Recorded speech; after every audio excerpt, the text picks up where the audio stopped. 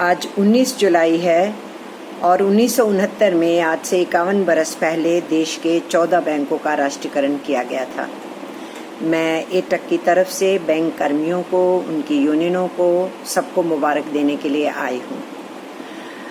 1946 में AIBEA के बनने के बाद से ये जद्दोजहद शुरू हुई थी और 23 बरस के बाद 1969 में राष्ट्रीयकरण हुआ था। ये देश की ज़िंदगी में एक बहुत ही महत्वपूर्ण कदम था, क्योंकि इसके बाद हमारे देश की आर्थिक प्रगति में बहुत मदद मिली, विकास की प्रक्रिया में बहुत मदद मिली। बैंकों के राष्ट्रीयकरण हो जाने के बाद बैंक की प्रवृत्ति प्रॉफिट नहीं, समाज के लिए कुछ करने को, सोशल बैंकिंग का कंसेप्ट शुरू हुआ। और उसके बाद हमारे इस कंसेप्ट के चलते हुए और बैंकों के राष्ट्रीयकरण के चलते हुए कोई ऐसा क्षेत्र में नहीं है जिसमें बहुत बड़ी इमदाद ना दी हो, मदद नहीं दी हो। हम देखते हैं कि फार्मिंग सेक्टर के अंदर जो मदद जुटा पाए पब्लिक सेक्टर बैंक्स, उसके चलते हुए हरित क्रांति इस देश ने देखी और अमेरिका के PL 480 से छुटकारा भी इस देश को मिला। और फिर इस देश के अंदर जो श्वेत क्रांति जिसको बोलते हैं, पशुपालन का जितना हमारा ग्रामीण क्षेत्र के अंदर हिस्सा है, उसको बहुत बड़ी इमदाद मिली राष्ट्रीयकृत बैंकों से।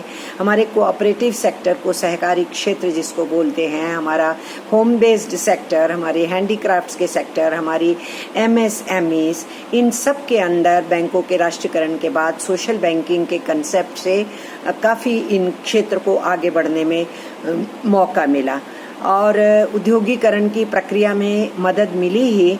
और इसके साथ साथ हमारे देश के बिजली उत्पादन या शिक्षा का क्षेत्र या स्वास्थ्य का क्षेत्र, सब जगह बहुत बड़ा रोल था इन सार्वजनिक क्षेत्र के हमारी बैंक प्रणाली का, बैंक्स का।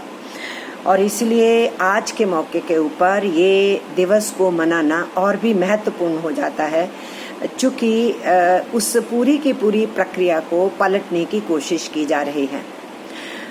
देश की उस प्रगति के रास्ते पे चलते चलते अचानक 1991 के अंदर जब नई आर्थिक नीति लाई गई, उसके बाद से ये प्रचार करना शुरू किया गया कि बैंकों के राष्ट्रीयकरण को ख़त्म करना चाहिए और यहाँ भी विदेशी बैंक आने चाहिए और इन बैंक्स का निजीकरण होना चाहिए। इस किस्म की बात बैंकिंग सेक्टर को, पब्लिक सेक्टर को वीकन करने की कोशिश की गई। लेकिन यूनियनों ने डट करके लगातार इसका मुकाबला किया और सेंट्रल ट्रेड यूनियंस ने बैंक यूनियंस के इस संघर्ष में लगातार इमदाद दी और सरकारें सुनती भी रहीं और उन कदमों को रोकती भी रहीं। और उस प्रक्रिया में आगे बढ़ते बढ़ते 2008 आ गया।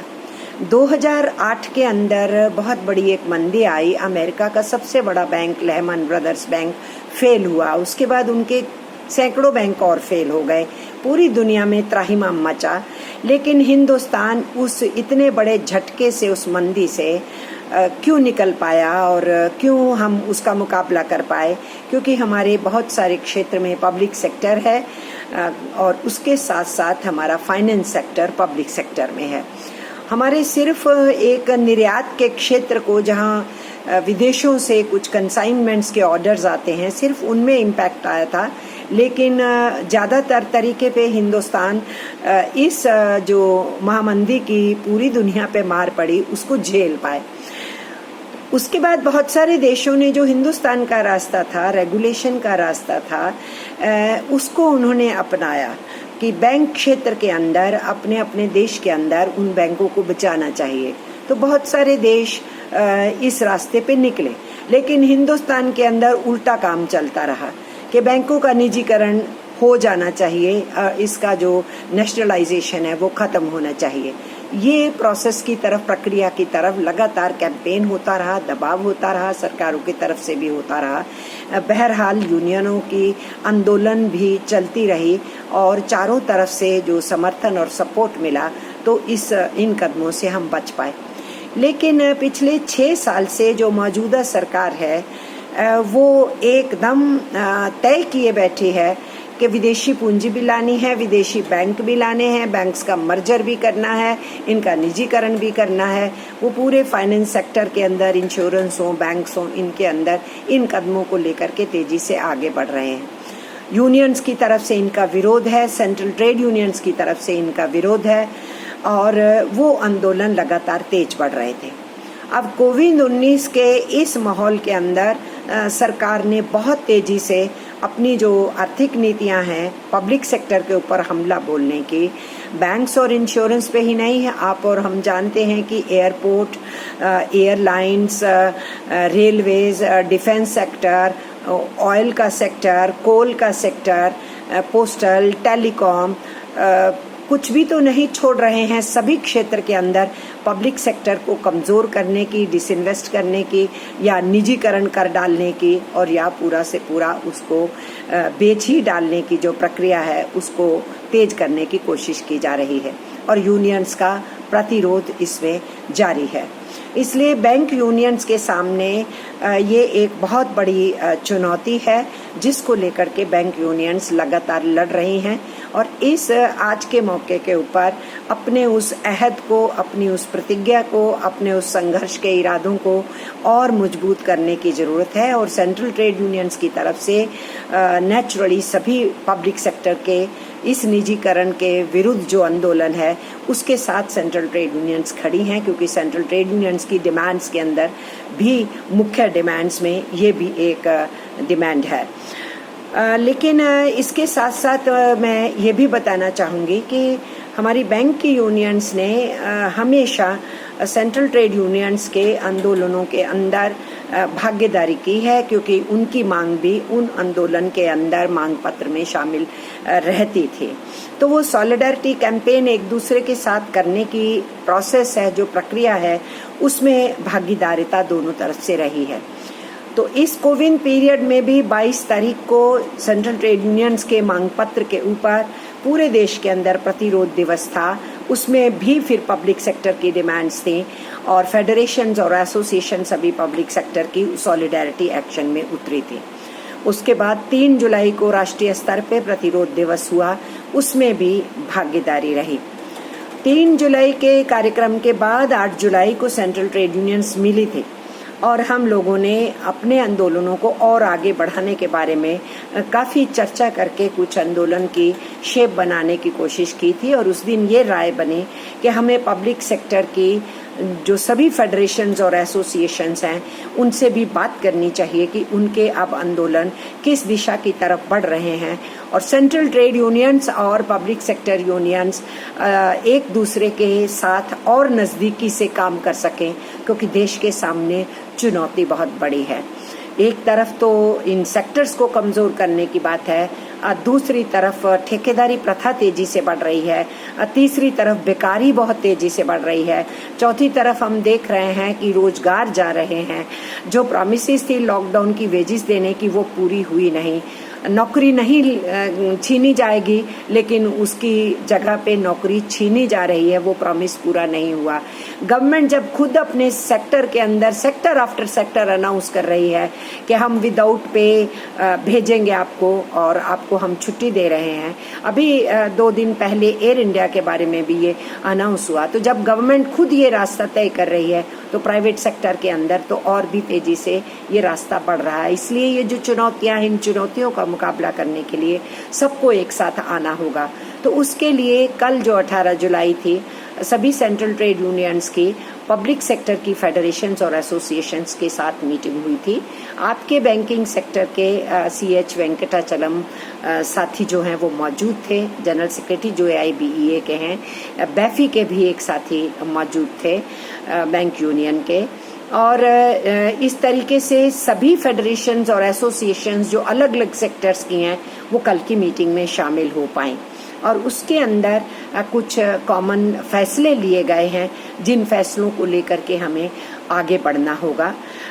हम लोगों ने निर्णय लिया है कि 9 अगस्त जो क्विट इंडिया डे है वो देश के इतिहास का बहुत महत्वपूर्ण दिन है, जब एक विदेशी हुकूमत को आखिरी धक्का देने का जब निर्णय हुआ और कहा, तय किया गया कि अब अंग्रेजों को सीधे बोलो कि तुम भारत छोड़ो। तो वो भारत छोड़ो आंदोलन 9 अगस्त को उसका आगाज हुआ था, शुरुआत हुई थी। उस दिन को हमने चुना है कि हम उस दिन अपने आंदोलन की तेजी को लाते हुए मिलिटेंट एक्शन करेंगे, जेल भरो अभियान करेंगे और हमारी जो PSUs हैं वो सॉलिडरिटी एक्शन में उस दिन सेंट्रल ट्रेड यूनियंस के साथ अपनी एकजुटता जताएंगी और जिस स्वरूप में भी वो ये सॉलिडरिटी कर सकती होंगी वो ये करेंगी। और उसके साथ साथ कैंपेन तो जो मांग पत्र है सबका है अपनी अपनी फेडरेशंस, एसोसिएशंस और यूनियंस का, लेकिन जो सेंट्रल ट्रेड यूनियंस का मांग पत्र है उसके अंदर PSUs का मांग पत्र भी, मांगे भी जो मुख्य हैं वो शामिल हैं।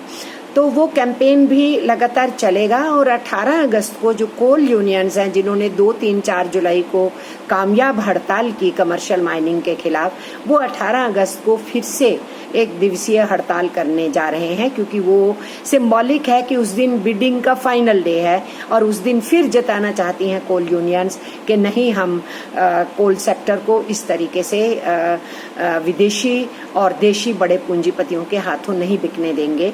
ये वो उस दिन एक्शन पे फिर से उतर रहे हैं। तो सेंट्रल ट्रेड यूनियंस उस दिन उनके साथ सॉलिडरिटी में एक्शन करना चाहता है। सेंट्रल ट्रेड यूनियंस की तरफ से कल की मीटिंग में बाकी PSUs के सामने भी ये प्रस्ताव रखा गया कि सभी जो PSUs हैं उनको अपनी मांगों के साथ मिलकर के उस दिन किसी न किसी स्वरूप में सॉलिडरिटी एक्शन में आना चाहिए। तो कुछ PSUs ने निर्णय लिया कि वो कोशिश करेंगे कि वो भी उस दिन एक दिन की हड़ताल कर सकें, लेकिन कुछ PSUs ने ये कहा कि वो अपने यहाँ चर्चा करेंगे अपनी फेडरेशंस और एसोसिएशन जो उस सेक्टर की हैं और फिर वो वहाँ निर्णय लेंगे। सॉलिडरिटी तो वो जरूर करेंगे, एक्शन में उतरेंगे, लेकिन वो हड़ताल होगी कि हड़ताल ना होके कुछ सॉलिडरिटी एक्शन होगा।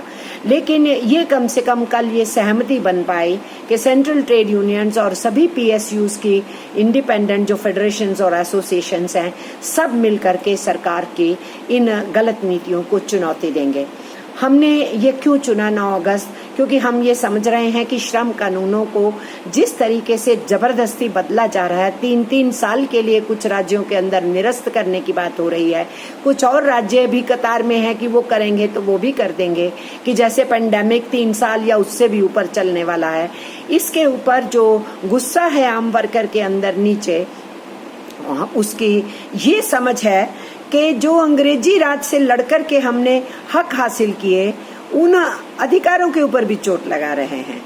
केवल वही नहीं कि जो देश की आजादी के बाद हमने हिंदुस्तान की पार्लियामेंट से श्रम कानून लिए, उससे पहले भी जो श्रम कानून हासिल किए उसके ऊपर भी हमला हो रहा है। और इसलिए ये सरकार हमें उसी अंग्रेजी दौर के अंदर वापस फेंकना चाहती है और अर्थतंत्र के मामले में भी अर्थतंत्र को कमजोर कर रही है। और जिस तरीके के नोटबंदी के कदम उठाए और जिस ढंग से लॉकडाउन को लागू किया गया 4 घंटे के नोटिस पे, और जिस तरीके से लॉकडाउन के दौरान भी उसकी मिसहैंडलिंग की, उस सबको लेके हिंदुस्तान की इकोनॉमी के ऊपर भी बहुत बुरा असर जो है पड़ने वाला है और पड़ ही रहा है। तो उन सारे प्रश्नों के ऊपर हम ये समझते हैं कि ये सरकार हमारी जो अचीवमेंट्स हैं इस देश की, हमारा जो पब्लिक सेक्टर है, जो ये दिखा दिया कोविड-19 में कि अगर आत्मनिर्भर भारत की बात करनी है तो हमारा गवर्नमेंट सेक्टर, हमारा पब्लिक सेक्टर हर मुश्किल के अंदर खड़ा हो जाता है। और ये एक बार फिर सिद्ध हो गया कोविड-19 के पीरियड में। तो फिर ये सरकार उसके ऊपर हमला क्यों कर रही है? फिर ये उसको कमजोर क्यों करनी चाहती है? फिर ये इसको बेच क्यों डालना चाहती है? और इसीलिए हम ये सोच रखते हैं कि हम देश को बिकने नहीं देंगे और इसलिए देश को बचाने की बात करेंगे। तो अगर अर्थतंत्र के मामले में, श्रम कानूनों के मामले में वो हमें ब्रिटिश राज में फेंकना चाहते हैं, तो फिर ब्रिटिशर्स को जब हमने कहा क्विट इंडिया, तो हम उसी दिन इस सरकार को भी कहना चाहते हैं कि तुम अगर देश को बेचने के रास्ते और श्रमिक कानूनों को प्रताड़ित करने के रास्ते, श्रमिक कानूनों को कमजोर करते हुए श्रमिकों को प्रताड़ित करने के रास्ते नहीं छोड़ोगे, तो फिर आपको भी हम क्विट करने को ही कहेंगे। इसलिए ये याद दिलाने की बात है कि अगर देश की आज़ादी की जो अचीवमेंट्स है, उपलब्धता है, उसको कमज़ोर करोगे, उस पे ऊपर हमला बोलेगे, तो श्रमिक आंदोलन जो देश के आज़ादी के आंदोलन का एक महत्वपूर्ण हिस्सा था, तो आज़ाद हिंदुस्तान के अंदर अपने हकों की रक्षा के साथ साथ इस देश की सुरक्षा की बात भी करेगा। और इसलिए सेव इंडिया, देश को बचाने की लड़ाई का नारा होगा, जो उस दिन संघर्ष का नारा होगा। देश बिकने नहीं देंगे, ये नारा होगा। उस नारे के तहत 9 अगस्त का ये सत्याग्रह है और 18 अगस्त को देश को ही बचाने के इस नारे के तहत कोल यूनियंस के साथ एकजुटता जताते हुए सॉलिडारिटी एक्शन में सेंट्रल ट्रेड यूनियंस और पीएसयू अपने अपने तौर तरीकों से उसमें उतरेंगी।